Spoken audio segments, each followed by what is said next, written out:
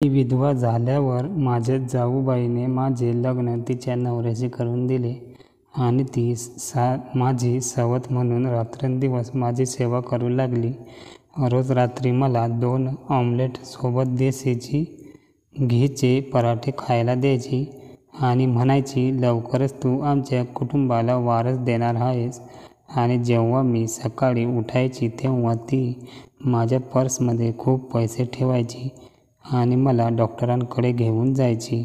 एके दिवशी आम्ही दोघांनी एकाच रंगाच्या स्कार्फने तोंड झाकल्यामुळे नर्सला आम्हा दोघांनाही ओळखता आले नाही. तेव्हा ती नर्स हळूच माझ्या कानाजवळ येऊन म्हणाली, आज तुम्ही तिला झोपेच्या गोळ्या देऊ नका.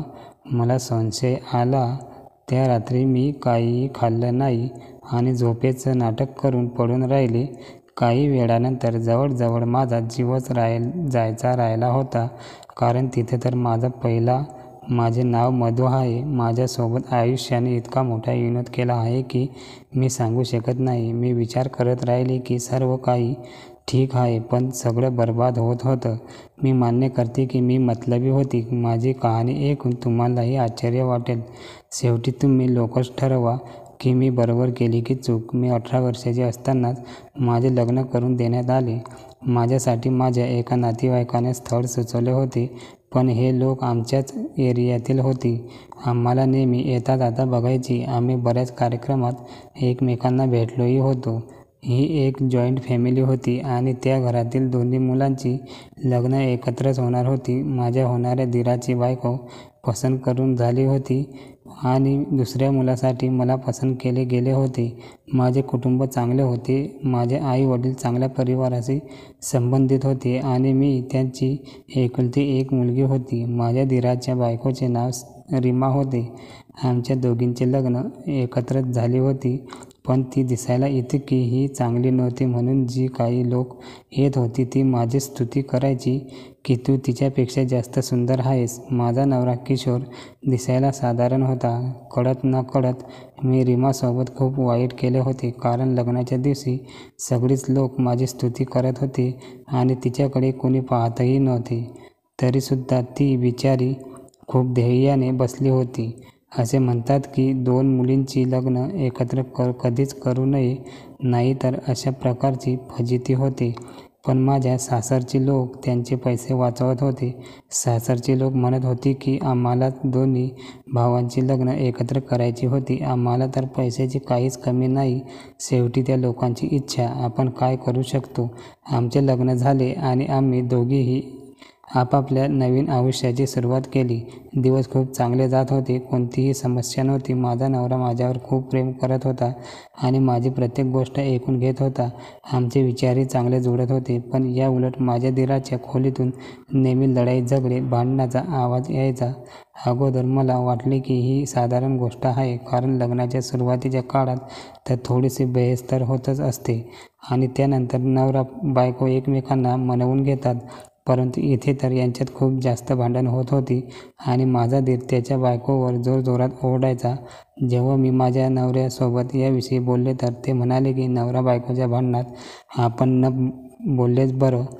एके दिवशी मी त्यांच्या खोलीच्या बाहेर जात होते तेव्हा माझ्या कानावर दीराचे शब्द पडले आणि मी जागेवरच थांबून त्यांचे बोलणे ऐकू लागले, कारण माझ्या दीराच्या तोंडून मी माझे नाव ऐकले होते. मला समजत नव्हते की माझा दीर माझे नाव घेऊन त्यांच्या बायकोवर ओरडत का होता. मी विचारात पडले की माझ्याकडून तर काही चूक झाली नाही ना. पण मला माहीत होतं की माझ्याकडून तर असे काहीही झालेले नव्हतं. मी तर त्यांच्या कोणत्याही बाबतीत दखलही देत नव्हते, कारण माझ्या नवऱ्याने मला सांगितले होते की तुला असे काही करण्याची गरज नाही, म्हणून मी त्यांना त्यांच्या परिस्थितीवर सोडून दिले होते. एके दिवशी माझ्या दीराने मला थांबवले आणि म्हणाला की वहिनी, तुम्ही माझ्या बायकोला काहीतरी शिकून द्या. तिला तुम्ही जरा समजावून सांगा की तुमच्यासारखी नटून थटून राहायला. मी माझ्या दीराला बोलली की तुमची बायको खूप चांगली आहे, तिला मेकअप करण्याची काय गरज आहे. तर तो म्हणू लागला की ती अजिबात चांगली दिसत नाही. तुम्ही सगळेच तिला दिलासा देत असतात, म्हणूनच ती स्वतःकडे अजिबात लक्ष देत नाही. एके दिवशी माझा नवरा लवकर घरी आला. त्यांनी सांगितलं की त्यांचा मूड ठीक नाही माहीत नाही काय झालं होतं. आज सकाळपासूनच मनात एक बेचैनी निर्माण झाली होती जेव्हा आम्हाला एक वाईट बातमी ऐकायला मिळाली की माझा नवरा आता या जगात नाही. त्याचा रोड ॲक्सिडेंट झाला आहे. माझा नवरा आणि दीर दोघेही बाईकवर बसून जात असताना त्यांची बाईक एका कारला धडकली. माझ्या दीराला कमी खरचटलं होतं, पण माझा नवरा मात्र जागेवरच दगावला होता. मी ही बातमी ऐकूनच बेशुद्ध पडले. माझ्या लग्नाला एकही वर्ष झालं नव्हतं आणि मी विधवा झाली होती. नवरा गेल्यानंतरही मी सासरीच राहत होते. हे दिवस माझ्यासाठी खूप वाईट जात होते. सगळेच लोक म्हणू लागले की ह्या मुलीचे आयुष्य बर्बाद झाले आहे. आता हिच्या सोबत लग्न कोण करणार? आजकाल तर कुमारिका मुलींनाही स्थळ मिळत नाहीत. माझ्या दीराची बायको ही खूप उदास झाली होती. मला सारखी समजावत होती, पण मी माझा संपूर्ण राग तिच्यावर काढला की तुझ्या नवऱ्यासोबतच माझा नवरा गेला होता.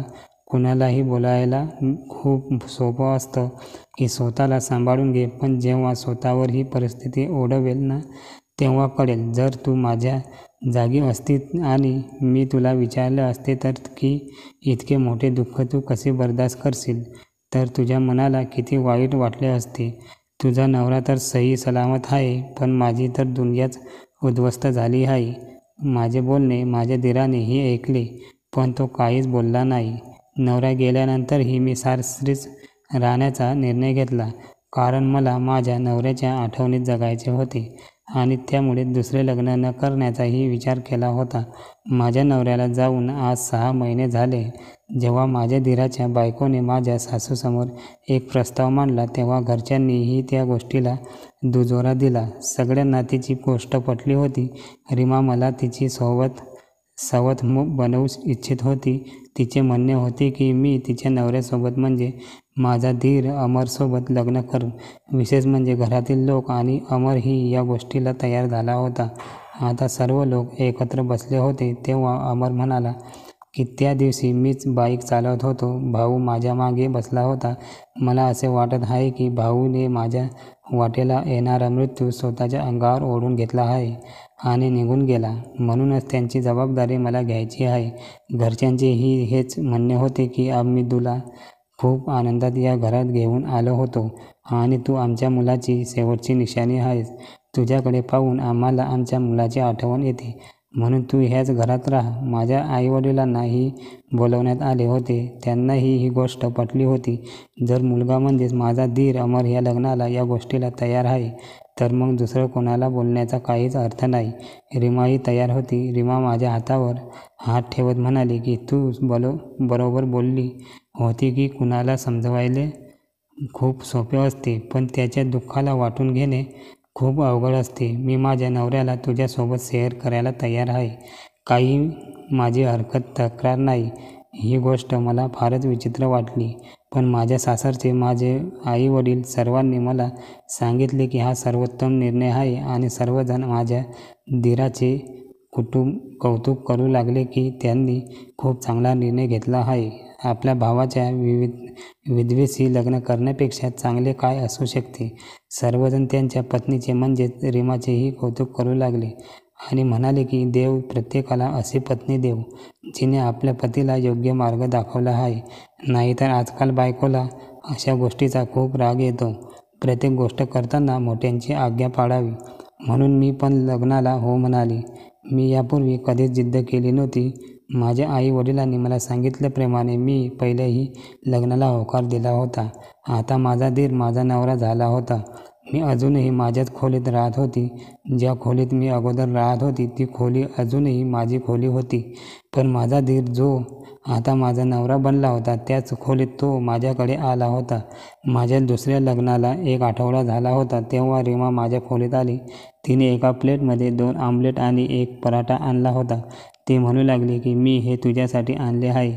मी स्वतःच्या हाताने बनवले आहे आणि ते देशी तुपात तयार केले आहे आणि हे ऑमलेटसुद्धा. मी म्हणाली, तू ह्या वेळेला मला हे सर्व का खाऊ घालतेस? असेही मला रात्री खाण्याची सवय नाही. ती म्हणाली, आता तुला स्वतःची खूप काळजी घ्यावी लागेल. जर तू स्वतःची काळजी घेतली तर तुझे आरोग्य चांगले राहील. देव तुला लवकरच गोड बातमी देवो. मी म्हणाली, तुला माझ्या मुलांमध्ये इंटरेस्ट का आहे? तू स्वतःला मुलाला मिळवण्यासाठी हे सर्व का करत नाही? ती म्हणाली, मी पण रोज असेच करते, पण तुलाही मुलं व्हायला हवे. आपल्या दोघांनाही मुलं झालेच आवडेल मला. मी म्हणू लागले की काश मला माझ्या पहिल्या नवऱ्यापासून मूल झालं असतं तर कमीत कमी आज त्यांची निशाणी माझ्याजवळ राहिली असती. हे ऐकून रीमा माझ्याकडे आश्चर्याने पाहत म्हणाली, हे ऐकून तुला फार विचित्र वाटेल, परंतु भावामध्ये कोणतीही गोष्ट लपून राहत नव्हती. अमरने मला आधीच सांगितले होते की तुझा पहिला नवरा जो आता या जगात नाही तो तुला कधीच मूल देऊ शकला नसता. जगाच्या नजरेत तू एक वांझोटी बनली असतीस. जे घडते ते चांगल्यासाठीच घडते. मी म्हणाले, माझा नवरा मेला ही चांगली गोष्ट आहे का? ती म्हणाली, माझ्या बोलण्याचा अर्थ असा मुळीच नव्हता. मला वाटलं तुझं भलं व्हावं. नाहीतर कोण आपला नवरा कोणासोबत शेअर करतो? तू माझ्या उपकाराचा असा मोबदला देत आहेस. मी विचार करू लागले की माझे लग्न तिच्या पतीशी करून तिला काय फायदा होईल. तरीही तिने हे सर्व केले. मी तिची माफी मागितली आणि ऑमलेट व पराठा खाल्ला. ती खरोखर चांगली होती. तिने माझी खूप काळजी घेतली. तिने आजपर्यंत माझ्याशी कधी गैरवर्तन केले नाही. उलट मीच एकदा तिच्यावर रागावली होती आणि तिला बरं वाईट बोलली होती, तरी ती काहीच बोलली नव्हती. आणि अमर पण माझ्यावर खूप प्रेम करत होता. माझ्या पती त्यांचा माझ्याबद्दलचा दृष्टिकोन पूर्वीसारखा अजिबात नव्हता. जरा लाजाळू होता, पण तो पहिल्या दिवसापासून असा वागत होता की जसे की मी पहिल्या दिवसापासून त्यांची पत्नी आहे. त्यांचे माझ्यावर खूप प्रेम होते. तो माझी खूप काळजी घ्यायचा. कधी कधी मला त्याला जबरदस्तीने माझ्या खोलीतून बाहेर काढावं लागायचे आणि त्याला सांगावं लागत होते की जा आणि तुझ्या पहिल्या बायकोलाही वेळ दे, जिने माझ्यासाठी एवढा मोठा त्याग केला आहे. पण माझा नवरा लहान मुलासारखा हट्टीपणा करायचा आणि माझ्या खोलीतून बाहेर जातच नव्हता. सासूने मला समजावले की त्याला तुझ्याकडून जास्त प्रेम दे. तू खूप सुंदर आहेस, पण त्याच्या पहिल्या पत्नीने तुझ्यासाठी हे सर्व केले आहे. तू कधीही त्याला त्याच्या बायकोपासून दूर नेऊ नकोस. मी म्हणाले, मी असे अजिबात करत नाही, पण तो माझा नवरा आहे. त्याची कोणतीही गोष्ट मी टाळू शकत नाही की त्याला खोलीबाहेर धक्के देत बाहेर काढू शकत नाही. पण नकळत कदाचित मी रीमासोबत खूप चुकीचे करत होती, कारण तिने मला खूप साथ दिली होती. मी तिला सर्व काही सांगितले होते की प्रत्यक्षात मी काहीही करू शकत नाही. तुला पुरुषाबद्दल माहिती आहे ना, त्याला स्वतःलाच माझ्या खोलीतून बाहेर जायचे नसते. रीमा म्हणाली, हरकत नाही. अशीही तू परकी थोडीच आहेस. तू तर त्याची बायको आहेस. ही चांगलीच गोष्ट आहे की तुमच्या दोघांचे नाते घट्ट होत आहे. त्या स्त्रिया खूप भाग्यवान असतात ज्यांचे पती त्यांना खूप पसंत करतात आणि ज्यांच्या पतींना त्यांच्या पत्नी आवडत नाहीत. त्या खूप दुर्भाग्यशाली असतात. हे बोलत असताना रीमा कुठेतरी हरवली होती. ती खूप चांगली होती आणि माझी खूप काळजी घेतली देखील होती. ती मला रोज रात्री चांगल्या चांगल्या वस्तू खाऊ घालायची, दूध पाजायची आणि माझे चेकअप करण्यासाठी मला नेहमी डॉक्टरांकडे घेऊन जायची. डॉक्टरांनी मला सांगितलं होतं की तू लवकरच आई होणार आहे. डॉक्टरांकडे जाणे तर आमचा एक बहाणा होता. तिथे जवळच एक पार्क होते, जिथे आम्ही दोघे फिरायला जात होतो, गप्पा मारत होतो. याशिवाय रीमा आणखी एक काम करत होती. रात्री रीमा माझ्या डोक्याजवळ पैसे ठेवून निघून जात होती. एकदा तर मला वाटलं तिच्याकडून चुकून राहिले असेल, म्हणून मी म्हणाली, तू खोलीत आली होतीस तेव्हा चुकून तू माझ्या खोलीत पैसे विसरलीस. पण ती म्हणाली, ते पैसे माझे नाहीत, मी तुझ्यासाठी ठेवले होते. मी म्हणाली, तुझ्याकडे इतके पैसे कुठून आले आणि तू मला तुझे पैसे का देत आहेस? मी कुठून आणणार? खरं तर माझ्या नवऱ्याने मला ते दिले होते आणि सांगितले होते की तू पण त्याची बायको आहेस, म्हणून तुला ही खर्च द्यायला हवा. मी आश्चर्याने म्हणाली, माझे पती इतके पैसे कमवतात? तर ती म्हणाली, आमचे पती पहिल्या दिवसापासून भरपूर पैसे कमवत आहेत. कधी कधी वाटायचे की मागचेच पैसे पडून आहेत, पण मला पुन्हा जास्त मिळायचे. माझे नशीब चमकले होते. आता तूही त्याची बायको आहे, म्हणून मी अर्धे पैसे तुझ्यासाठी ठेवून जाते. मी म्हणाले, ठीक आहे, ही चांगली गोष्ट आहे. याचा अर्थ ते माझ्या पतीचे पैसे होते. माझ्या पहिल्या पतीची आठवण माझ्या हृदयातून गेली नव्हती, पण माझे आयुष्य उद्ध्वस्त होण्यापासून वाचले होते. आता मी कोणाची विधवा नसून कोणाची तरी बायको होते. आता रीमा आणि माझ्यात प्रेम खूप वाढले होते.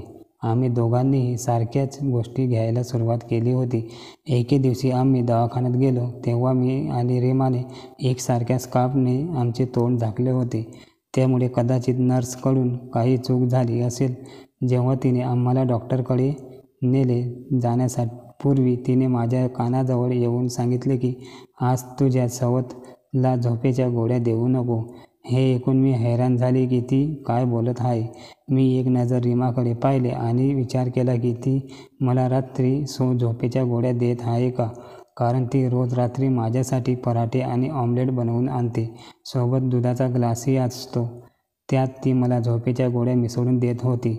पण झोपेच्या गोळ्या देऊन ती माझ्यासोबत काय करत होती? माझ्या मनात अचानक हजारो प्रश्न निर्माण झाले. मला वाटले की नर्सकडून काही चूक झाली आहे, पण तिच्याकडून काही चूक झाली नव्हती, कारण तिने फक्त रीमाचे नाव घेतले होते. आणि मग रीमा माझ्याशी इतकी छान कशी असू शकते, कारण तिने तिच्या नवऱ्याचे लग्न माझ्यासोबत लावून दिले होते आणि आता तिची इच्छा होती की मी तिच्या नवऱ्याच्या मुलाला जन्म द्यावा. ती स्वतः आई होऊ शकत नाही का? हे सर्व काय होते? नवऱ्याचे बोलावे की काय असा विचार केला. काय करावे समजत नव्हते. शेवटी मी माझ्या पतीला हे सर्व काही सांगण्याचा विचार केला. पण आज माझ्या पतीने मला अशी एक गोष्ट सांगितली की हे संपूर्ण चित्र माझ्यासमोर उघड झालं. मी आज तुला जे काही सांगणार आहे ते ऐकून तू मला सोडून जाऊ नकोस. मी तुझ्यावर खूप प्रेम करतो आणि माझ्या भावांच्या मृत्यूनंतर मला तुझ्याशी लग्न करायचे होते. मला माझी बायको अजिबात आवडत नव्हती. ना तिला बोलण्याची पद्धत होती, ना पेहरवायाची पद्धत होती. मी नेहमी तिला तुझेच उदाहरण द्यायचो. ती तुझा खूप तिरस्कार करत होती. मी तिला सांगत होतो की तू वहिनीसारखी का होत नाहीस. मी माझा तिरस्कार करते हे ऐकून मला आश्चर्य वाटले. मग तिने तुझे लग्न माझ्यासोबत का लावून दिले? तेव्हा माझा नवरा म्हणाला की ती कोण आहे जे माझे लग्न तुझ्यासोबत लावून देणारी? कदाचित आपल्या नशिबातच आपले लग्न लिहिलेलं असेल. माझा भाऊ हे जग सोडून गेला. त्यांच्या जागी मी गेलो असतो तर बरे झाले असते. माझा भाऊ खूप छान माणूस होता, पण कदाचित हेच आमच्या नशिबी असेल. त्यानंतर मला वाटले की मी तुझ्याशी लग्न करावे. मला तुला आधार द्यायचा होता. मला तुला माझी बायको बनवायची होती. म्हणून मी तिला हे करायला लावले. तिला हे अजिबात करायचे नव्हते. पण मी तिला सांगितले की जर तू माझ्या लग्नाबद्दल घरी बोलली नाहीस तर मी तुला घटस्फोट देईल. म्हणून तिने हे मान्य केले. मग मी तिला हेही म्हणालो की तिने तुझी खूप काळजी घ्यावी, कारण माझे तुझ्यावर खूप प्रेम आहे. मला माझे संपूर्ण आयुष्य तुझ्यासोबत घालवायचे आहे. जेव्हा माझ्या पतीने मला हे सांगितले तेव्हा मी देखील माझ्या पतीला संपूर्ण गोष्ट सांगितली. तेव्हा माझे पती आश्चर्यचकित झाले. तो म्हणाला, तुझ्यासाठी मी कधीच तिच्याकडे पैसे दिले नाहीत. ती तुझ्याशी खोटं बोलत आहे. आपण एक काम करू शकतो. ज्या डॉक्टरांकडे रीमा तुला घेऊन जाते आपण तिला जाऊन भेटू. आम्ही दोघेही ताबडतोब डॉक्टरांकडे गेलो. पण डॉक्टरांकडे जाण्यापूर्वी मी माझ्या स्कार्फने माझा संपूर्ण चेहरा झाकून घेतला आणि माझ्या पतीला तर डॉक्टरांनी पाहिलेच नव्हते. मग आम्ही डॉक्टरांना खोटे बोललो की आम्हाला काहीतरी चुकीचे काम करायचे आहे. तेव्हा डॉक्टरांनी मला सांगितले की मी गर्भपात नक्कीच करेन, पण त्या बदल्यात तुला इतके पैसे द्यावे लागतील. त्यानंतर आम्ही डॉक्टरांना सांगितले की आम्ही तुमची रेकॉर्डिंग करून घेतली आहे. तू इथे चुकीचे काम करतेस, तेही लाच घेऊन. हे ऐकून डॉक्टर घाबरून थरथर कापू लागली आणि बोलू लागली, तुम्ही हे कोणालाही सांगू नका, अन्यथा माझा परवाना रद्द होईल. मी डॉक्टर राहणार नाही. मग मी तिला म्हणाले, ठीक आहे, मग मला तुझ्याकडे येणाऱ्या स्त्रीबद्दल सांग जिचे नाव रीमा आहे. ती म्हणाली, ती आपल्या सवतला घेऊन आली होती. मग मी म्हणाली, ती मीच आहे आणि हा माझा नवरा आहे. मी तिला तोंड दाखवल्यावर तिने लगेच ओळखले आणि म्हणू लागली. रीमा म्हणाली होती की तिला असे औषध द्या की ती कधीच आई होऊ शकणार नाही आणि शक्य असेल तर असे करा की त्यात तिचा जीव गमावला लागेल, म्हणजेच स्लो पॉयझन. हे ऐकून मी पूर्णपणे स्तब्ध झाली. माझा नवराही खूप घाबरला होता. तिला तुझा जीव घ्यायचा होता, तुला वांझोटी बनवायची होती. नक्कीच तिला तुझ्याकडून बदला घ्यायचा आहे, कारण मी तिच्यासमोर तुझी स्तुती करत होतो. माझ्या पतीने ही गोष्ट हॉस्पिटलमध्ये सर्वांसमोर सांगितली आणि डॉक्टरांचे म्हणणेही सर्वांना सांगितले, जेणेकरून ही गोष्ट सगळ्यांना कळावी. डॉक्टरांशी बोलून आम्ही लगेच घरी पोहोचलो. तेवढ्यात समोर रीमा दिसली. माझे पती म्हणाले की रीमाने माझ्या पत्नीची माफी मागावी आणि पुन्हा असे कृत्य करणार नाही अशी शपथ घ्यावी. मी तिला माफ करेन, अन्यथा मी तिला घटस्फोट देईन. हे ऐकून रीमाने तिचे खरे रूप दाखवले. ती म्हणू लागली की तुझ्याकडून माझी कोण मागत आहे आणि तुमच्यासोबत राहायचे आहे तरी कुणाला? आपल्याच वहिनीवर वाईट नजर ठेवणारा घाणेरडा माणूस आहेस तू. नाही राहायचे मला तुझ्यासोबत.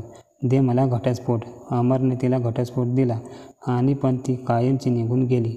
मी आजही तिच्याबद्दल विचार करते तेव्हा मी हैराण होते की लोकांचे चेहरे आणि त्यांचे वागणे पाहून हे तुमच्यासोबत काय करत आहेत हे तुम्ही ओळखू शकत नाही. कधीकधी खूप निष्पाप वाटणारी माणसंही खूप धोकादायक असतात.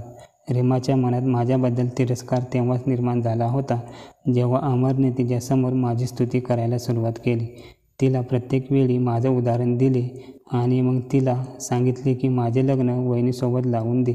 माझ्या नवऱ्यानेही चुकीचे केले होते, पण रीमाला यांच्या बदल्यात माझ्यासोबत चुकीचं करायला नको हवं होतं की ती माझा जीव घ्यायला तयार झाली होती. मला तर वाटले होते की या सगळ्या प्रकरणानंतर मी कधीच आई होऊ शकणार नाही. माहीत नाही ती किती दिवसापासून मला औषध देत होती, पण ज्या व्यक्तीला या जगात यायचे असते त्याला कोणीही थांबवू शकत नाही. देवाच्या आशीर्वादाने मला जोडी मुले झाली. देवाने आम्हाला एक मुलगा आणि एक मुलगीही दिली होती आणि देवाच्या आशीर्वादाने मी माझ्या आयुष्यात खूप आनंदी आहे. रीमा कुठे गेली, आता ती कोणासोबत आहे हे मला माहिती नाही.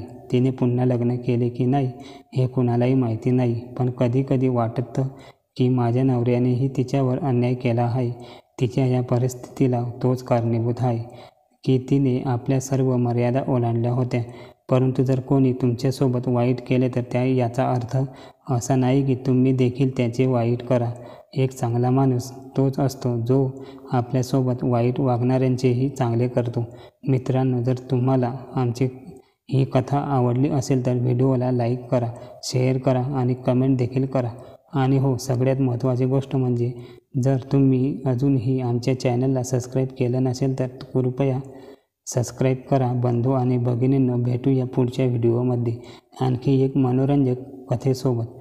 तोपर्यंत जय हिंद, जय महाराष्ट्र.